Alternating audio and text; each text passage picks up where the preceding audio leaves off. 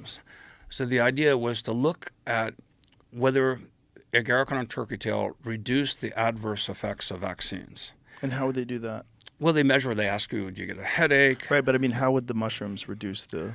Well, this is a very good question. We had to convince the FDA that these were safe, and so because we had sold hundreds of thousands of Agaricon and turkey tail with no adverse effects, we were able to prove that. So it went through these called the Institution of Review Boards and the FDA for approval, and they approved it. Now, the biggest concern they had was if you stimulate the immune system, which is the presumption of how these mushrooms work, you could create a cytokine storm.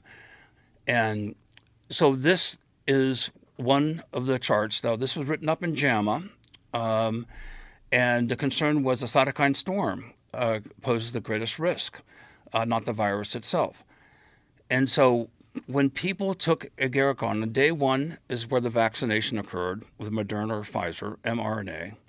And then if you look at the black line, that's the placebo, which is just the rice.